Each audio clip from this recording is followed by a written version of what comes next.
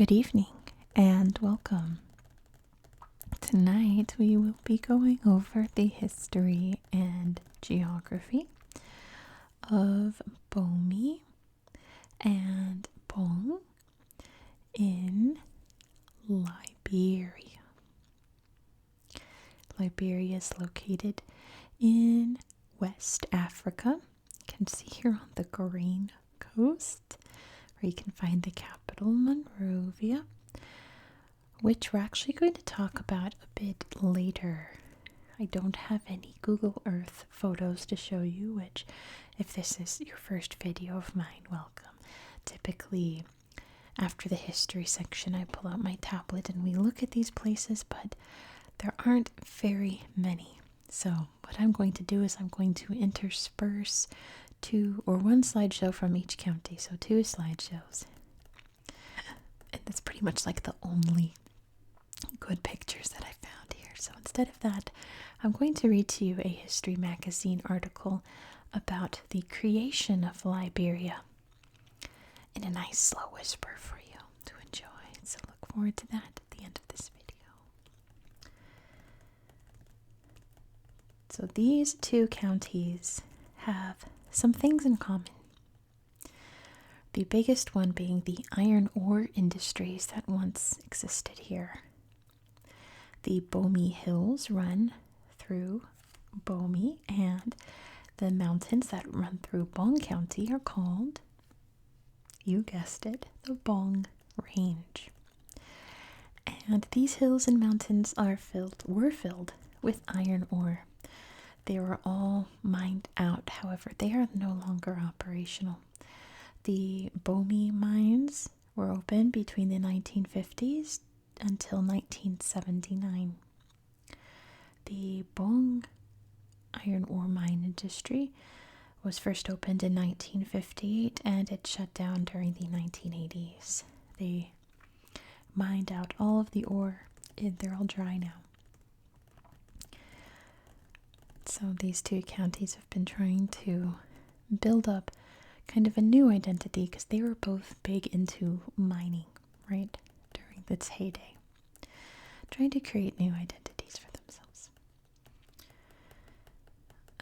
So the interesting thing I want to show you is here in Bomi, in their capital of Tubmanburg.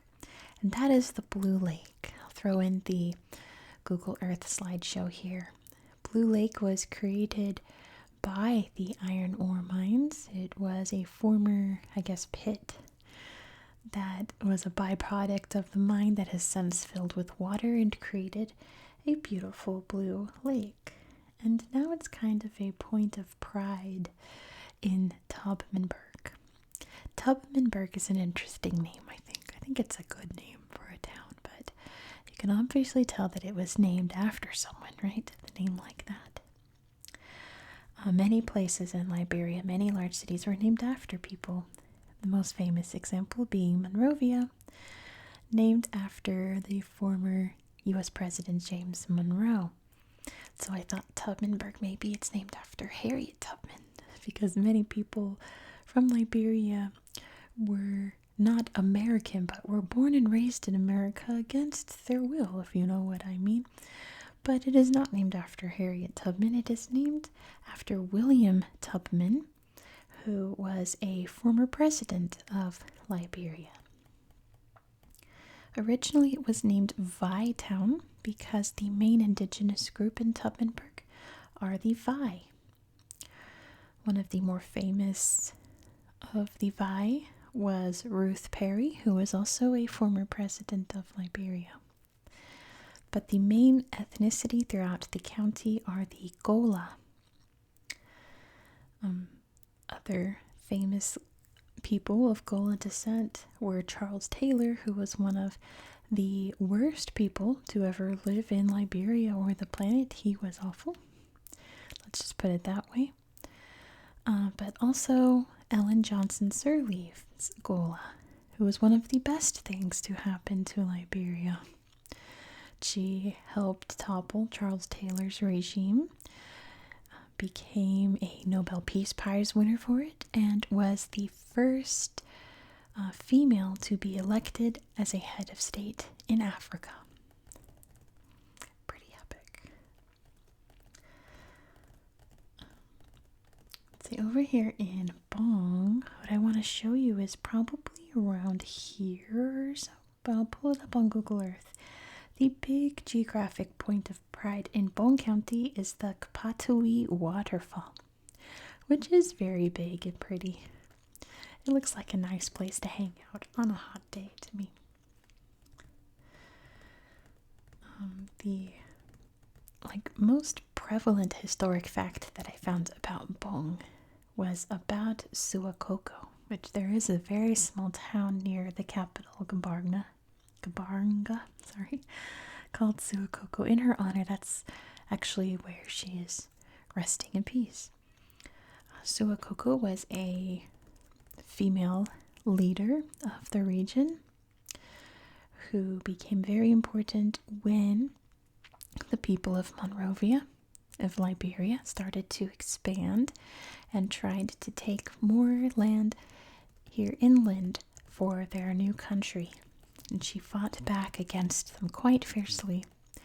They eventually sat down and negotiated, and she agreed to allow her land to be part of Liberia peacefully. She is one of the iconic heroes of Liberian history. But pretty much the only other historical facts that I found about these two counties in Liberia are fairly sad. Of course, during the Civil War, these places were quite ravaged, especially Topmanburg. Liberia did not escape from that Civil War very well, and that is Charles Taylor's doing, by the way.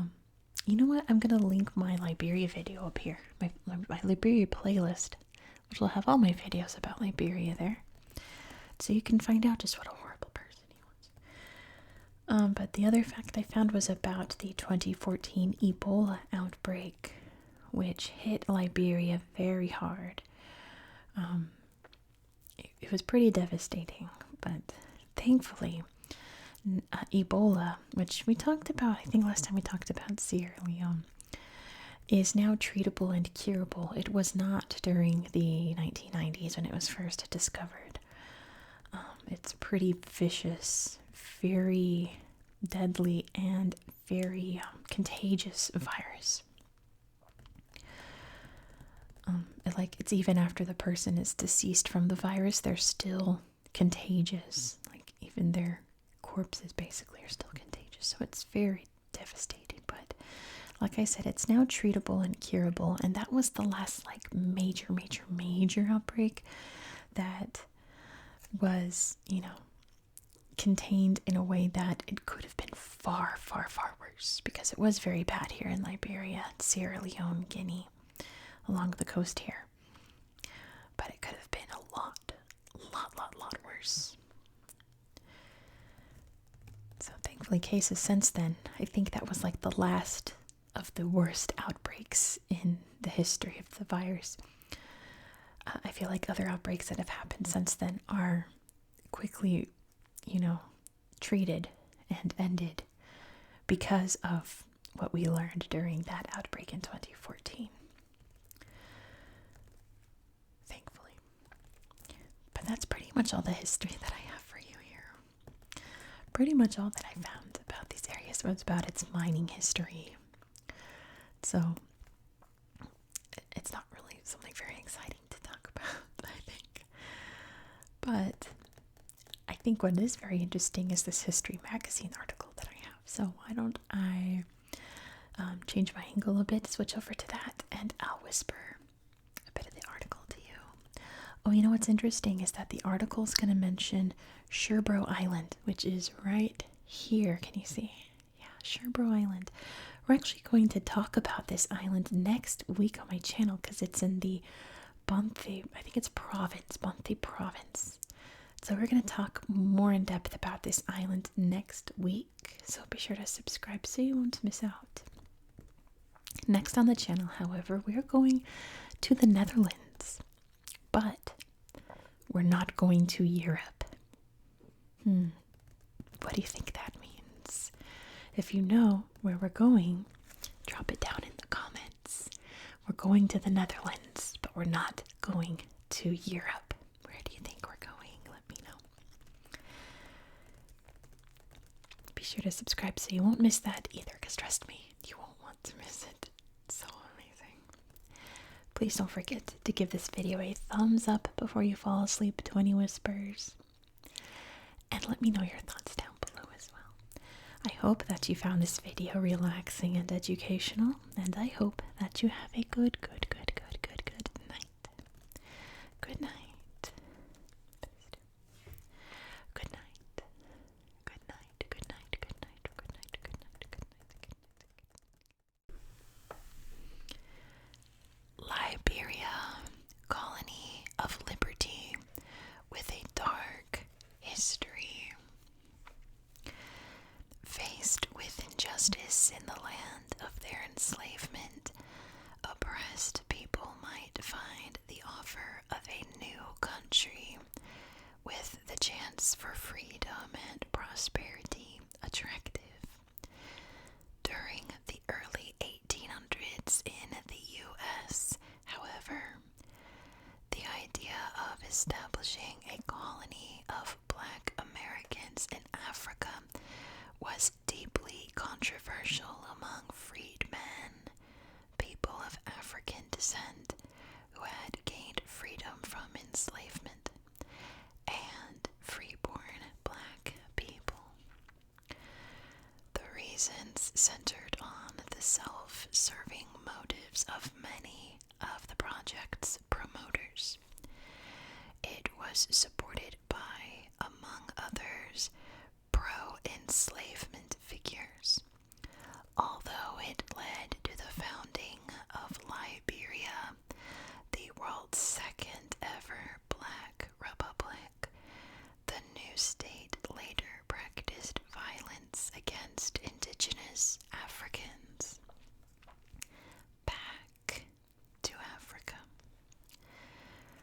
Most free Black people saw themselves as Americans, participating in the economy of their newly liberated country. Many freedmen had fought in the Revolutionary War against Great Britain, some earning their freedom in this way. Their contributions were overlooked, however, as Black Americans were harassed in southern states by the slave-owning order.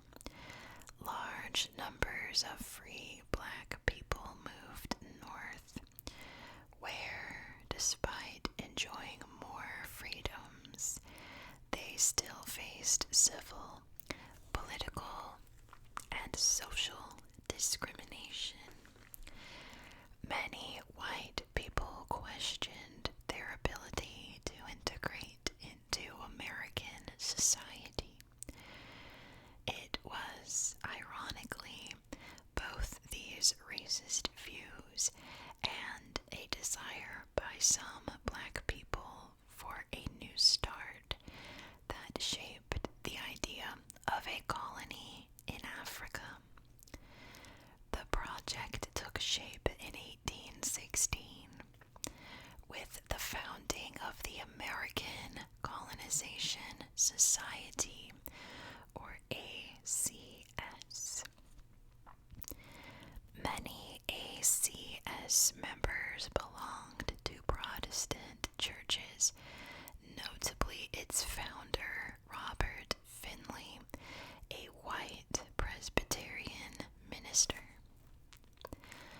The society's members had strikingly different motivations for supporting its aim. Abolitionists sincerely wanted to not only help Black freedmen escape racism, but also use them to spread Protestant Christianity in Africa.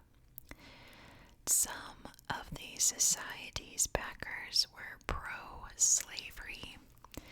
They believed an African colony would remove those whose free status and abolitionist ideas might otherwise incite uprisings among the enslaved black people of the South.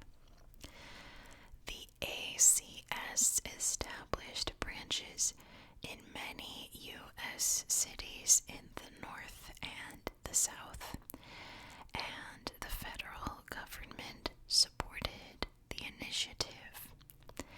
After the 1808 ban on importing enslaved people, the authorities were keen on a base in Africa where they could send Africans who had been freed from slave ships intercepted at sea.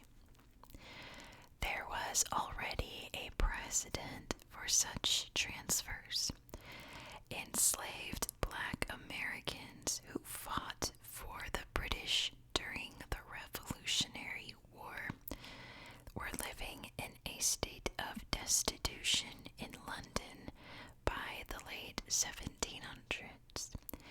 British campaigners created what would later become the British Crown colony of Sierra Leone in West Africa, where, following Britain's 1807 abolition of the slave trade across its empire, people who had once been enslaved could be resettled. A land for the liberated. The first step was to choose where free black settlers would be sent. An 1818 exploratory voyage pinpointed Sherbro Island off the coast of Sierra Leone. In 1820, dozens of free black people, mostly from Vermont and Virginia, embarked there. Sherbro Island proved swampy and insalubrious. Within months, after illness and deaths, the settlers were evacuated. Eli Ayers, a doctor representing the ACS, was dispatched to West Africa to find a more appropriate section of the coast to attempt colonization. Along with U.S. Naval Captain Robert Field Stockton, he identified land around Cape Mesurado.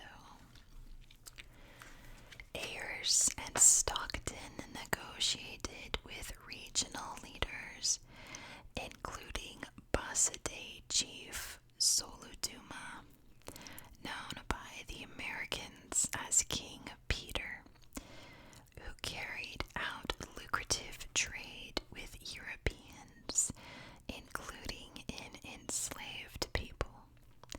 The deal was a strip of coastline just under 40 miles long and 3 miles wide, in exchange for goods worth $300 at the time. Sources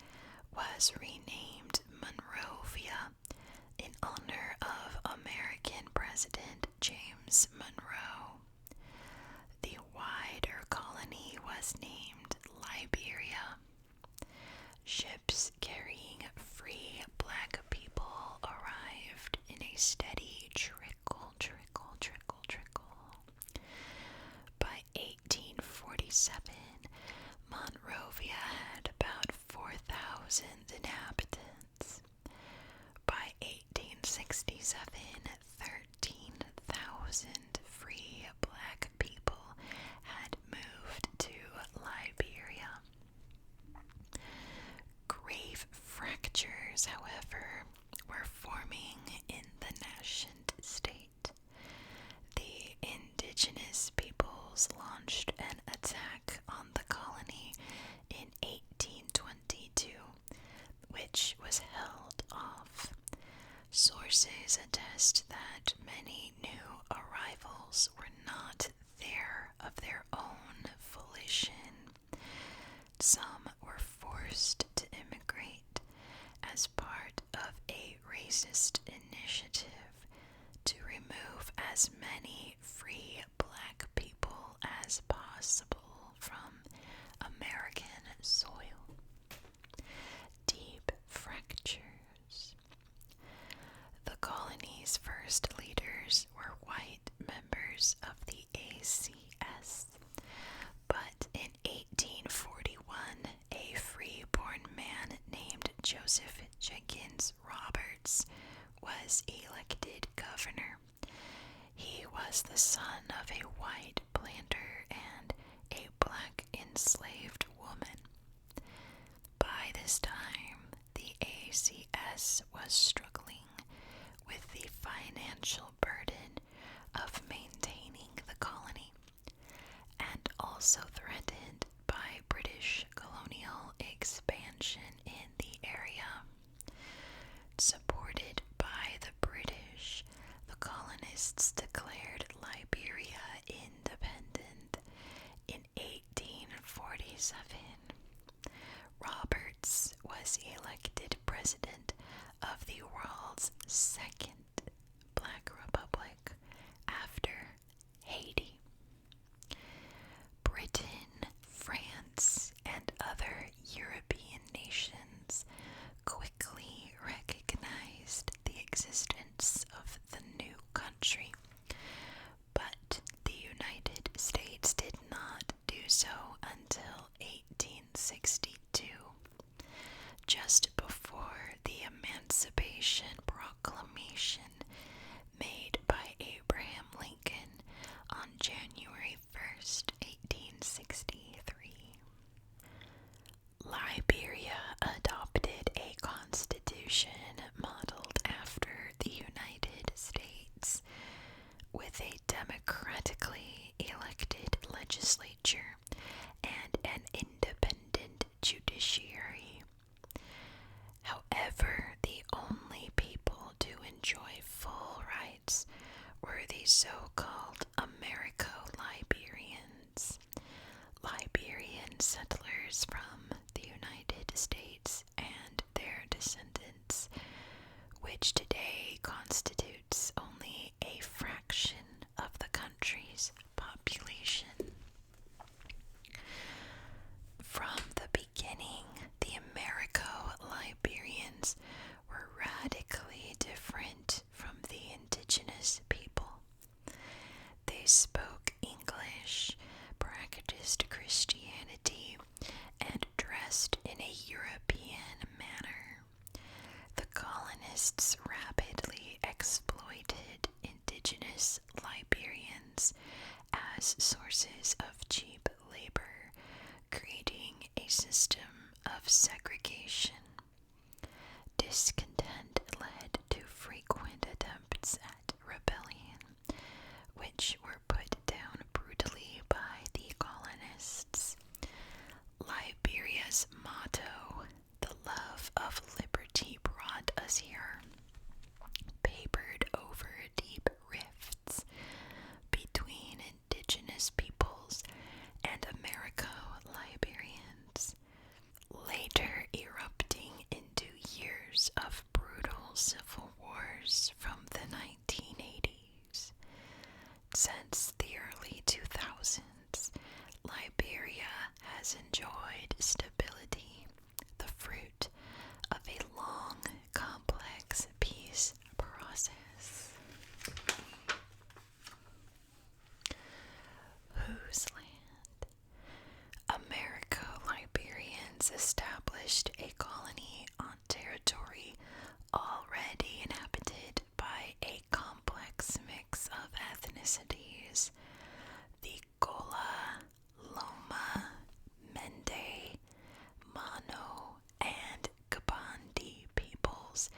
settled the area 8,000 years ago.